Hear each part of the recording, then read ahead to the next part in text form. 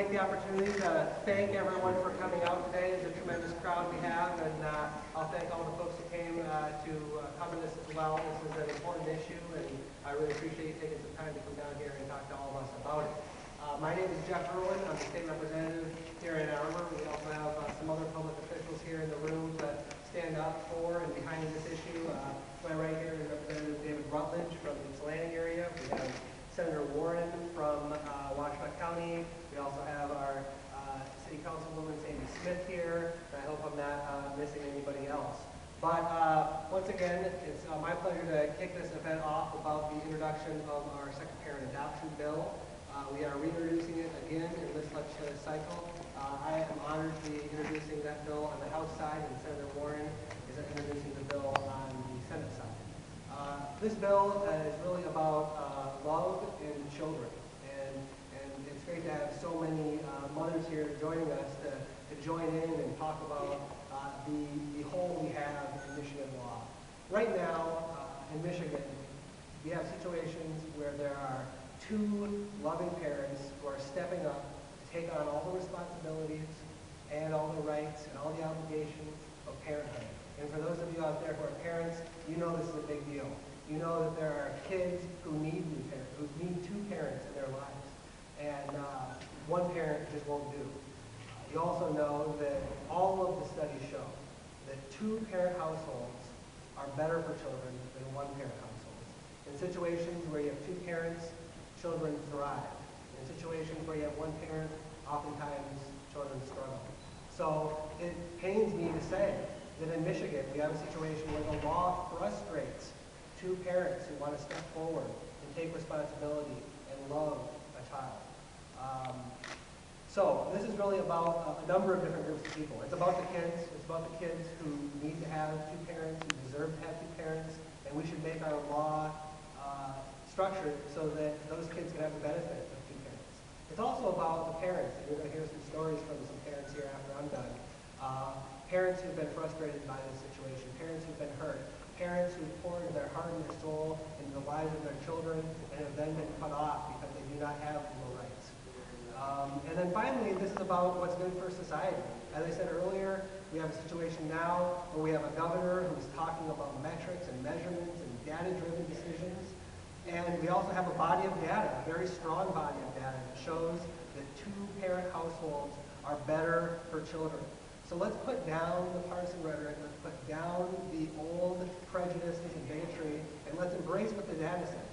The data says two parents are better for kids, and let's make the law in Michigan in line with the data, in line with what's good for our society, and in line with what's good for our kids. So on the program is Renee Harmon. Right here. Hi. Thank you so much for joining us to share your story with us. I won't do a long introduction other than to say that Renee is an example of why we're doing this. There are people here in the state of Michigan that are being hurt by the way we organize our laws, and it's discriminatory and it's wrong, and there are children who could benefit and there are parents who could benefit from embracing second parent adoption. So I thank you for coming to share your story. Well, I'd like to thank you and the state Senator Warren for reintroducing the bill that is so important for our children. I was involved in a 19-year relationship with another woman. During that time, we decided to have 3 children. And in 1999, our first daughter was born. And 3 years later, we had joyous news that we were having twin boys, who are now 8. Our relationship ended in 2008. For approximately a year and a half, we shared custody. Unfortunately, in September of '09, my ex-partner decided that she did not want me in my children's lives anymore. I haven't seen them since September of '09. Frustrated is, you mentioned frustrated, that's the key word for what I'm feeling and I'm sure my children are feeling. We went to district court in March of 2010, and at that time, Judge Kathleen McCarthy ruled that I could be deemed a natural parent if we could prove that we had a planned agreement. That hearing was to take place in July of 2010. 2010. Unfortunately, later in July, before we had a chance to have the evidentiary hearing, the appellate court overruled her decision. So we never had our day in court. Currently, the case is pending before the Michigan State Supreme Court. We had filed in late October of 2010, and that's where it currently is. We're waiting to hear if they will remand it back to the district court to allow the evidence in, which would be an enormous victory for non-biological parents, but more importantly, for children's rights. It could be a case precedenting decision that would allow me to obtain joint custody and other families in similar situations. So I'd just like to commend you for reintroducing yourself, and I know it takes a lot of courage, and thank you so much.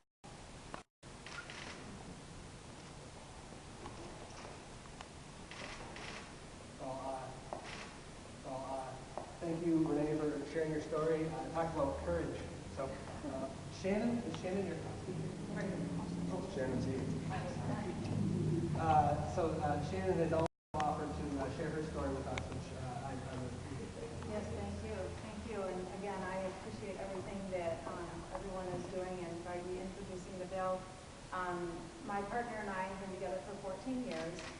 And when we've always decided that we wanted to have children together. And so once my partner had one child and I had a set of twins. And at the time that my twins were born, we both decided that we wanted to go through the second parent adoption. And that was September of 2004 is when the adoption actually took place. The thing that was a little bit disappointing and frustrating is that my twins were born June of 2004, and within 3 months span, we had the home visit, we had emails going back and forth, and we actually completed this adoption process it was in a city that I probably couldn't even remember telling you where it was, but I can tell you that everything we did had to be under the wire. We couldn't do anything in writing. And that was frustrating because for both of us, that was a very joyous occasion. For us, the reasons why we went through the second parent adoption, two of the biggest reasons that we went through that parent adoption, one was because we wanted both of us to make sure that we had parental rights when it came to child care. So if any of my 3 children had to be in the hospital, we wanted to make sure that both of us had the opportunity to be able to make the decisions, that the non-biological parent could. And as well as we wanted to make sure that if there was any type of a tragedy, whether my partner or I passed, we wanted to make sure that the non-biological parent still had parental rights to those, to my children. Because, in tragedy, you just never know what could happen, what family or friends might do to take that, to take your family away from you. So to protect our children, we went through the second parent adoption, and I can tell you that it was done on September 21st of 2004, and I can tell you that my parents were there, and it was the best day of our life. So it was a great thing, and unfortunately, we had to do it in a rush time before the presidential election of 2004, but we did it, and it was the best decision we ever made. So. And to the ladies who told their stories, that must be very difficult. I can only imagine. Senator Warren?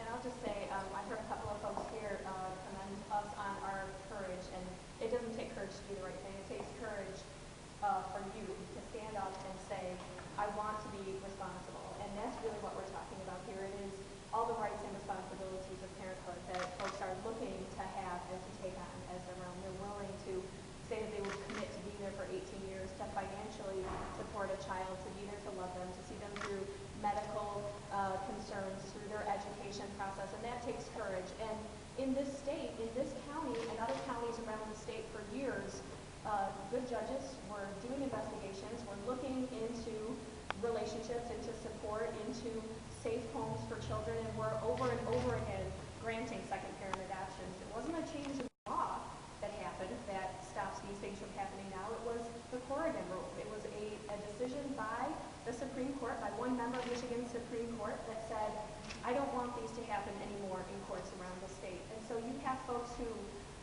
who will come to me and say, people that we know, judges that you know, gave me my children, and they will be grateful for the rest of their lives. And you have people on the other side of that line that will never have the same chance until we take action as the legislature and direct the courts that these second parent adoptions need to get back into the courts, that we need to be making good decisions, because it's not just about the kids that you've heard about today. It's also about the kids that we have right now waiting in foster homes and waiting to be adopted around the state. And we have loving parents who are financially ready, who are emotionally ready to take care of these kids, and we're shutting the doors to a whole group of citizens who want to be great parents. And that's not what we're about. And so it doesn't take courage to stand here and say the right thing to do is to allow for second parent adoption in the state. It's the right thing to do, and it's a very easy thing to do. So I had the chance, 2 sessions in the Michigan House to co-sponsor the bill, because other folks were there before me, and I'm so proud that this time on the Senate side that my name gets to